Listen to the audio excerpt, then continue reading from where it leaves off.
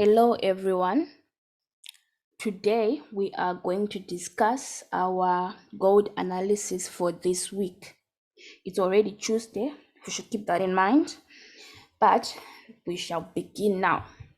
So we are going to put our weekly high, right? And then as you can see, on last week we have a long week that could be potentially filled, so I am going to highlight that as weekly week fill. Highlighting your zones, it's something that I recommend, but for those who don't want to do that, that's up to you. It's just something that I do so that my analysis is always how can I say it, or I always know my levels. Yes, so we're also going to highlight our weekly low. All right, so we're gonna say our weekly low, and then the next big thing is this low right here. This is a very important low because this is the low that price has rejected for 5 weeks now, right? So we need to highlight that as an important level, right? Let's just say important low, right? So these are my zones that I need to be careful or to watch out for on the weekly time frame, right? Let's move on to the daily time frame. On the daily time frame, we are going to adjust what needs to be adjusted and we're going to add what needs to be added. So let's adjust the weekly high right here. I like to see where my level is starting, right? And then this seems all right and this seems all right. Maybe I can just move so that it's not cutting through my candles. We just move it right there, but this was already highlighted, right? So the next thing that we're going to add is probably this law. This law has been created from yesterday Monday move and today's opening candle. So let's explain a little bit of what we have right here. So I could say we actually do have a peak formation at the bottom right here, which would go in line with our there's a long time frame analysis that we have of how price could potentially be ranging between this zone, this high, as you can see, 3 times it has been rejected, and the next area would be this low. So this could be a potential monthly range or weekly range since or daily range, but this is a bigger view.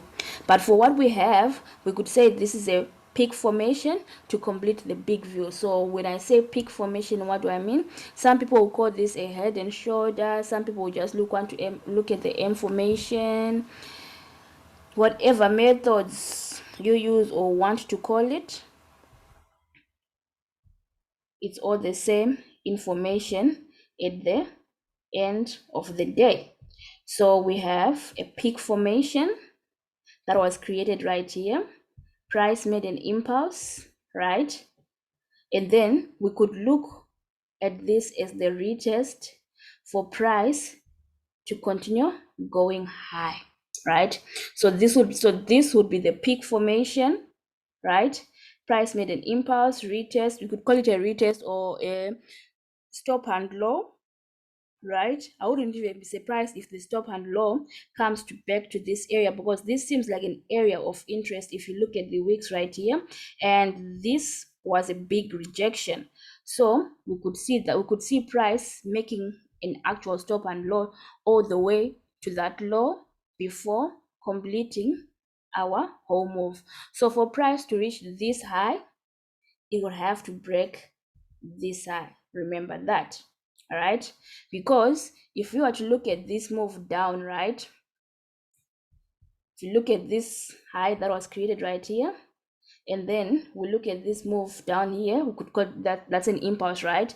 We could also look at this as a stop and high, a stop and high. Yeah, a stop and high for price to complete our monthly view, because especially with the fact that price reacted to this order block and price did not break the high. So if that's in play, then we're watching this area very closely, because this price could reach this area and reject from that area to go down, and in that case it will be creating another peak formation for price to complete our monthly view. So those are two things, two big time frame analysis that you need to keep in mind when you do your analysis. All right, so you just highlight those areas so that you remember. Right, now let's move on to the 4-hour time frame. Right, on the 4-hour, these are period separators, so don't mind them. I just like to know what was involved in one day. Right, so on the 4-hour time frame, we're just going to adjust this just a little bit. We put this on our daily time frame. Right, that's the first one, and we're also going to put this high because price created a high in the next candle, pushed lower, so that becomes a high for price to break on the lower time frames, for it to continue going in the direction, in the bullish direction, if it is going to go in the bullish direction. So on the 1-hour time frame, we are going to adjust this low again, right, and then we're going to adjust this high, right, and then we are going to adjust, no, not adjust, we're going to put a new level right here. This is a new level right here. And another important area to take note of is this area. So if price is going to do the weekly week fill, this is going to be our target. So highlight this weekly week fill target. The reason why I'm saying that, it's because there is an order block right there. So price has chances of actually completing this week fill, but it might not push into this area. So we take our profits there and we watch price does next. All right, so on the 30-minute time frame is the last time frame that we do our analysis, so that we just know what's going on the smaller time. Some people actually like trading on the 30-minute time frame. It's a good time frame to trade. It's strong. 15-minute time frame going lower, we do not look at that because it's not as strong.